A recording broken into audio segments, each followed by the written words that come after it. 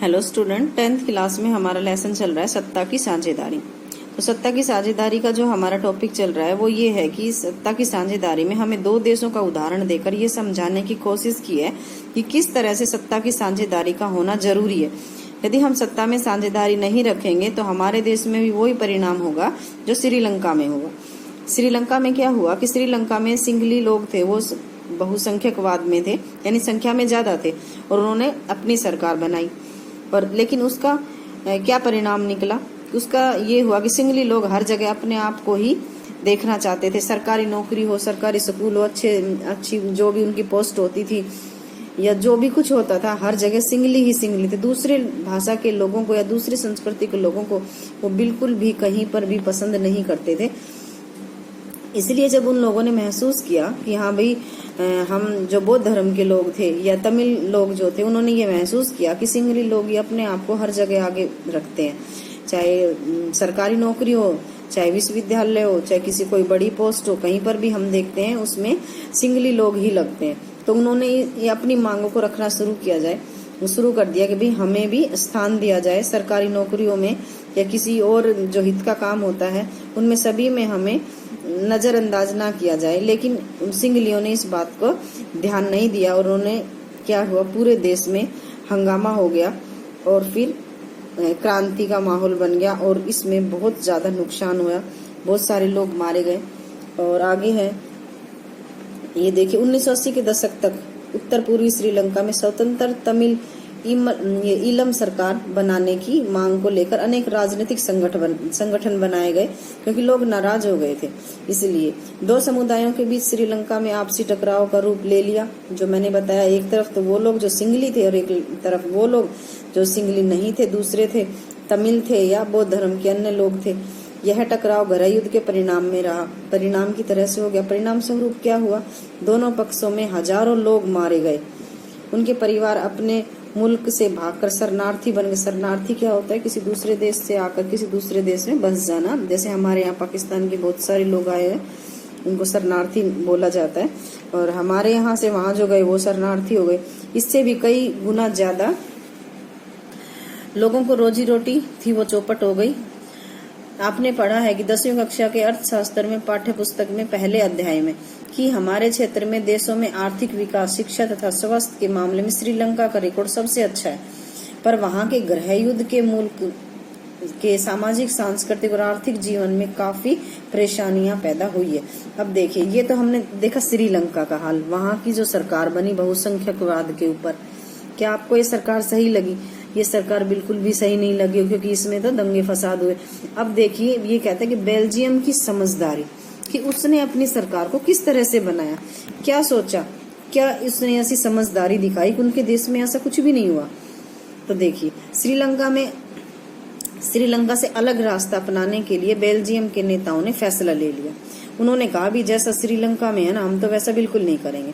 उन्होंने क्षेत्रीय अंतरों और सांस्कृतिक विविधताओं को स्वीकार किया। क्षेत्रीय अंतर यानी कि अपने यहाँ देखो, आप हरियाणा के लोग अलग हैं, पंजाब के अलग है, राजस्थान के अलग है, दक्षिण में चले जाओगे तो आपको बिल्कुल ही सब कुछ अलग मिलेगा। तो इस तरह से हम देखते हैं कि क्षेत्रीय अंतर बोला जाता है इस चीज को। और सांस्कृतिक विविधता में भी अब हमारी संस्कृति जो है, हरियाणा की संस्कृति पंजाब की संस्कृति से बिल्कुल अलग है। हमारा पहनावा, हमारे रीति रिवाज, हमारे त्योहार, ये हमारी संस्कृति में काउंट हो जाते हैं। और हमारे यहाँ शादी करने का तरीका और दक्षिण भारत में शादी करने का तरीका भी बिल्कुल अलग है। तो इस तरह की ये जो चीजें होती हैं, इनको सांस्कृतिक विविधता बोला जाता है।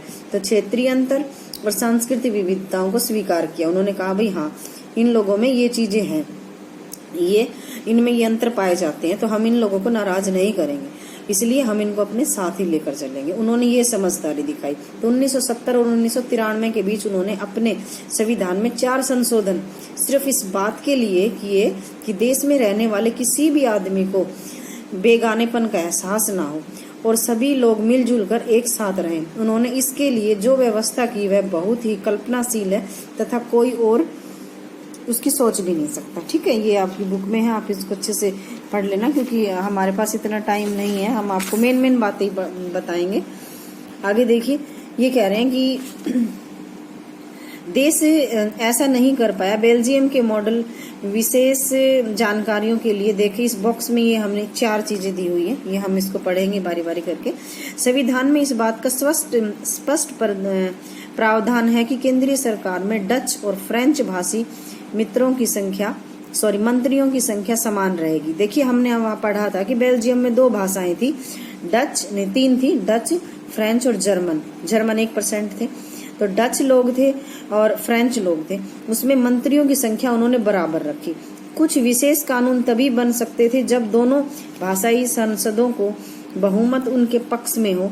इस प्रकार किसी एक समुदाय के लोग एक तरफा फैसला नहीं ले सकता था। दूसरा ये कहा गया कि संसद में यदि कोई भी फैसला लिया जाएगा तो दोनों भाषा के लोगों को बैठाकर बहुमत के आधार पर ही फैसला होगा, ये नहीं कि जो संख्या में ज्यादा है उनका फैसला मान लिया जाए, जैसे श्रीलंका में किया था। लेकिन इन्होंने अपनी समझदारी दिखाई, ये आपने इसमें देखा। अगला जो है वो है केंद्रीय सरकार को अनेक शक्तियां देश के 2 इलाकों की क्षेत्रीय सरकारों को सुपुर्द कर दी, उनके हवाले कर दी, यानी राज्य सरकारें केंद्रीय सरकार के अधीन नहीं रहेगी। दूसरी उन्होंने समझदारी यहाँ दिखाई कि केंद्र सरकार की अनेक शक्तियां जो थी वो 2 इलाकों की जो क्षेत्रीय सरकार थी, यानी अपने यहाँ क्षेत्रीय सरकार कौन सी हो गई, हम भारत से आइडिया लगाएंगे ताकि आपको थोड़ा अच्छे से समझ में आए। केंद्रीय सरकार तो हमारी दिल्ली में हो गई, राष्ट्रपति या प्रधानमंत्री ये सब केंद्रीय सरकार में आते हैं, और जो हमारी क्षेत्रीय सरकार इसमें हमारे मंत्री और ये आते हैं, आपके पीएम जो होते हैं ये आपकी इसमें आ जाएंगे। आगे है ब्रुसेल्स, ये वहाँ की राजधानी थी, आपने देखा होगा कि बेल्जियम की राजधानी ब्रुसेल्स ने अलग सरकार में एक अलग सरकार है और उसमें दोनों समुदायों का समान प्रतिनिधित्व है। दोनों समुदाय जो थे वहाँ के फ्रेंच और डच लोग, उनके दोनों के लोग जो है बराबर उस सरकार में है। फ्रेंच भाषी लोगों ने ब्रुसेल्स में समान प्रतिनिधित्व के इस प्रस्ताव को स्वीकार किया, क्योंकि डच भाषी लोगों ने केंद्रीय सरकार में बराबरी का प्रतिनिधित्व स्वीकार किया था। अगला तीसरा सरकार भी केंद्रीय एवं राज्य सरकारों के अलावा काम करती है। तीसरा जो सरकार भी है जो केंद्रीय और राज्य सरकारों के अलावा काम करती है, यानी सामुदायिक सरकार। इस सरकार का चुनाव एक ही भाषा बोलने वाले लोग करते हैं, डच, फ्रेंच या जर्मन बोलने वाले समुदाय के लोग, चाहे वे जहां भी रहते हों, इस सामुदायिक सरकार को चुनते हैं। इस सरकार को सांस्कृतिक, शिक्षा तथा भाषा जैसे मामलों पर फैसला लेने का अधिकार, ये उनका अधिकार दे दिया कि भाई तुमको संस्कृति में, शिक्षा में और भाषा में फैसले लेने का अधिकार है। तीसरी सरकार जो है अपने यहाँ भी है क्षेत्रीय सरकार जो बोलते हैं, जिसको स्थानीय सरकार का नाम देते हैं। जैसे हमारे सरपंच हैं, जिला समिति, जिला पार्षद जो है ये स्थानीय सरकार में काउंट हो जाते हैं। तो इस तरह से उन्होंने समझदारी को दिखाया और अपने देश में शासन प्रणाली को इस तरह से उन्होंने 3 भागों में बांटकर पूरे देश का शासन चलाया। आपको बेल्जियम का यह मॉडल कुछ जटिल लग सकता है, निश्चित रूप से यह जटिल तो है, लेकिन ये अपने आप में एक सफल मॉडल भी रहा है। इसके आगे जो हम पढ़ रहे हैं वो, लेकिन यह व्यवस्था काफी सफल रही है। इससे मुल्क में गृह युद्ध की आशंका पर विराम लग जाता है, वरना गृह युद्ध की स्थिति में बेल्जियम भाषा के आधार पर 2 टुकड़ों में बंट जाता, क्योंकि जर्मन भाषा तो सिर्फ 1% लोग थे। डच और फ्रेंच जो थे वो 2 अलग अलग भागों में होता। जब अनेक यूरोपीय देशों ने साथ मिलकर यूरोपीय संघ बनाने का फैसला लिया तो ब्रुसेल्स को इसका मुख्यालय चुन लिया गया। ठीक है, ये आपको एक किसी अखबार की कटिंग के माध्यम से उसका बताया गया है, कोई उदाहरण दी गई है, आप देख लेना इसको। आगे की जो है सत्ता की साझेदारी क्यों जरूरी है, अगला जो टॉपिक बनता है आपका कि सत्ता की साझेदारी जरूरी क्यों है, भाई ऐसा क्यों करना चाहिए। कॉमन से सीधी सी एक बात मैं आपको बताया कि श्रीलंका में ऐसा नहीं हुआ तो देश में क्या हुआ, दंगे हुए, क्रांतियां हुई, मारकाट हुई, तो फिर ये रखना जरूरी है। लेकिन अभी इसने डिटेल में बताया, ये आप देखिए किताब की भाषा में। इस तरह 2 प्रकार के तर्क सत्ता के बंटवारे के पक्ष में दिए जा सकते हैं। पहला, सत्ता का बंटवारा ठीक है क्योंकि इससे विभिन्न सामाजिक समुदायों के बीच टकराव का अंदेशा कम हो जाता है। चूंकि सामाजिक टकराव आगे बढ़कर अक्सर हिंसा और राजनीतिक अस्थिरता का रूप ले लेता है। यानी जब सामाजिक टकराव आगे बढ़ता है, सामाजिक टकराव क्या होता है, अपने जाति पाति होती है, वर्ग होता है, कोई अमीर है, कोई गरीब है, कोई ऊंची जाति का है, कोई नीची जाति का है, कोई बिजनेसमैन है, कोई नॉर्मल आदमी है, तो इस तरह से ये हमारा एक सामाजिक टकराव हो जाता है, सामाजिक भेदभाव वाला हो जाता है। तो ये कहते हैं कि आगे जाकर राजनीतिक अस्थिरता का रूप ले लेता है, हिंसा भी हो जाती है कई बार इसमें। राजनीतिक अस्थिरता यानी कि जो सरकार बनेगी वो कुछ टाइम के लिए रहेगी और फिर इसको बदल देंगे, लेकिन सत्ता में हिस्सा दे देना राजनीतिक व्यवस्था में स्थायित्व के लिए अच्छा होता है। लेकिन यदि इन्हीं लोगों को मद्देनजर रखते हुए सभी का राजनीति में भाग कर दिया जाए तो इसमें राजनीति जो है वो हिलेगी नहीं, वो स्थिर हो जाएगी, क्योंकि सभी ये सोचेंगे हाँ भाई इसमें हमारे भी लोग हैं। आगे ये कहता है कि बहुसंख्यक समुदाय की इच्छा को बाकी सभी पर थोपना तत्कालिक तौर पर लाभकारी लग सकता है, पर आगे चलकर यह देश की अखंडता के लिए घातक सिद्ध हो सकता है। यह अखंडता यानी एकता देश की जो होती है ना, उसके लिए घातक सिद्ध हो जाएगा। ये लोग टुकड़ों में बट जाएंगे, अलग अलग में, जितने धर्म होंगे वो अलग अलग, जितनी भाषाएं होंगी उसके टुकड़े हो जाएंगे उसी हिसाब से। इसलिए कहते हैं देश की एकता अखंडता के लिए हानिकारक हो सकता है।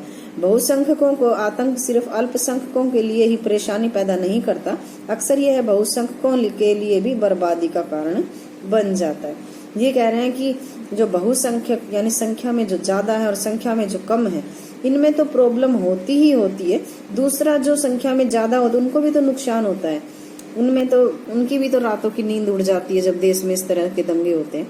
तो सत्ता का बंटवारा लोकतांत्रिक व्यवस्था के लिए ठीक है। इसके पक्ष में एक और बात यही कह जा सकती है, यह बात कहीं ज्यादा गहरी है। सत्ता की साझेदारी दरअसल लोकतंत्र की आत्मा है। ठीक है, आपको ये समझ में आ गया होगा। इससे अगला जो टॉपिक है वो हम कल की वीडियो में पढ़ेंगे। आज के लिए इतना ही। Thank you.